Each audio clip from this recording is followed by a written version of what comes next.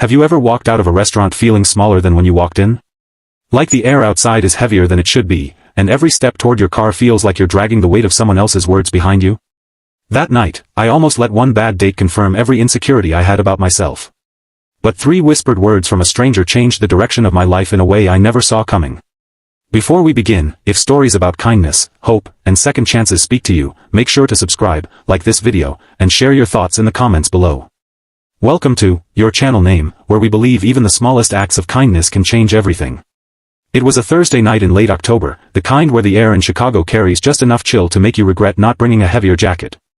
I had just gotten a promotion at work, and my friend insisted it was time to put myself back out there. So I agreed to a blind date. His name was Trevor. He worked in finance. Confident, ambitious, driven, my friend had said. I told myself those were good qualities.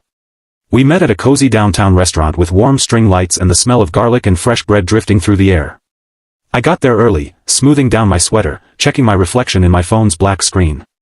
I wanted to look like someone worth choosing. Trevor arrived 10 minutes late without apologizing. He barely smiled when he saw me. "You look different than your photos," he said, sliding into the booth. Different. Not bad. Not good. Just different. I laughed awkwardly. I hope that's not a bad thing. He shrugged. We'll see. From there, it went downhill. He talked about himself almost the entire time, his gym routine, his investments, how most people don't really operate at his level. When I tried to share something about my work at the nonprofit where I helped organize community food drives, he interrupted. "That's sweet," he said, sipping his water. "But don't you want something bigger? More impressive?" I felt my face warm. I like what I do. It matters to me. He leaned back, studying me. "You seem nice. But I'm looking for someone a little more polished." Polished.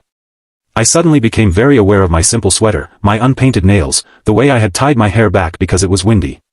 Dinner finally ended. He didn't offer to split the bill, he just placed his card down quickly, like he was paying to escape. Outside the restaurant, under the streetlights, he gave me a stiff half-hug. "I don't think this is going to work," he said bluntly. "But good luck." "Good luck." He walked away before I could respond. I stood there on the sidewalk, watching his taillights disappear into traffic. My chest felt tight. I told myself I didn't care. It was just one date. But deep down, his words echoed every doubt I'd ever had.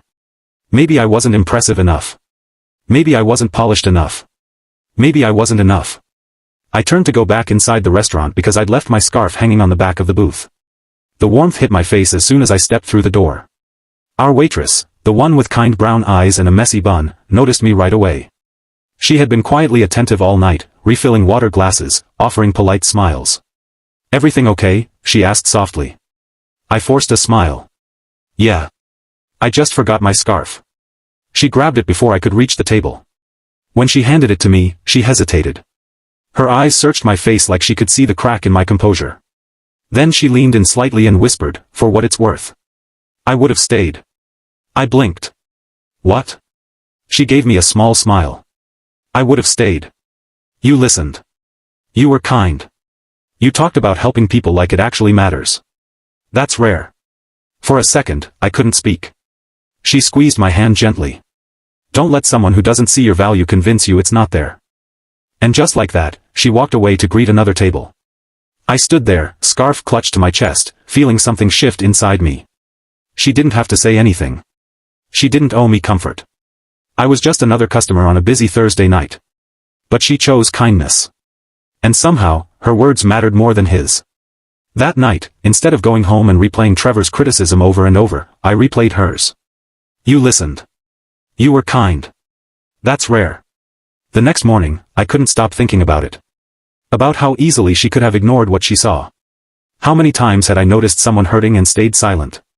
At work that week, we were preparing for our biggest food drive of the year. Donations were lower than expected, and the team was stressed.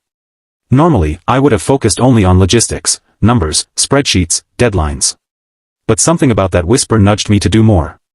I started writing handwritten thank you notes to every volunteer who signed up. Just a few lines each, telling them why their time mattered. I emailed local businesses personally instead of sending generic requests. I told them stories about the families we served, about kids who left with backpacks full of groceries and shy smiles. I made eye contact more. I listened more carefully. And slowly, something incredible happened. Donations increased. Volunteers brought friends. A local bakery offered to donate fresh bread every week after I spent 20 minutes just listening to the owner talk about her late mother who used to run food drives herself. Kindness, I realized, wasn't flashy. It wasn't polished. It was paying attention.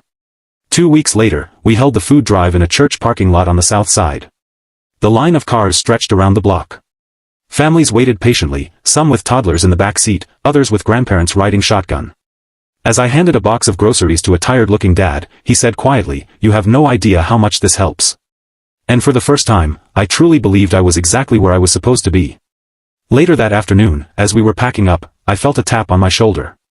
I turned around, and there she was. The waitress. She was out of uniform, wearing jeans and a hoodie. She looked surprised to see me too. "I volunteer here sometimes," she said. "I didn't know you worked with this group." I laughed. Small world. We stood there awkwardly for a second, then both started laughing. "I never got your name," she said. "Emily," I replied. "And you?" "Rosa." I thanked her. Not just for coming to volunteer, but for that night. "You probably don't remember exactly what you said," I told her. "But it stuck with me." She smiled. "I do remember. I've been on terrible dates too." We ended up sitting on the curb, sharing stories while the sun dipped lower in the sky. She told me she was taking night classes, hoping to become a social worker. She waited tables to pay tuition. "I see a lot of people on first dates," she said. "You can tell who thinks they're better than everyone else. And who just cares." I shook my head. I almost believed him, you know. That I wasn't enough. Rosa looked at me seriously. "Kindness is enough. It always has been." Over the next few months, Rosa and I became friends. Not because of that terrible date, but because of what followed. We volunteered together. We grabbed coffee after her shifts. We talked about our fears and our dreams. She encouraged me to apply for a leadership role at the nonprofit when my boss announced she was moving. I almost didn't. The old doubts crept back in. "You're not polished enough. You're not impressive enough." But then I heard Rosa's voice in my head. I would have stayed. So I applied. And I got it. On the night I found out, I went back to that same restaurant. Not for a date. Just for dinner. Rosa was working, and when I told her the news, she hugged me right there between tables. "I knew it," she said proudly. As I looked around at the warm lights and the clinking glasses, I realized something powerful. That terrible date had felt like rejection. But it was actually redirection. If Trevor had been kinder, if the night had gone well, I might never have gone back inside for my scarf. I might never have heard that whisper. I might never have let those words push me to lean harder into the very thing he dismissed, my kindness. Sometimes, the people who don't choose you are making space for the people who truly see you.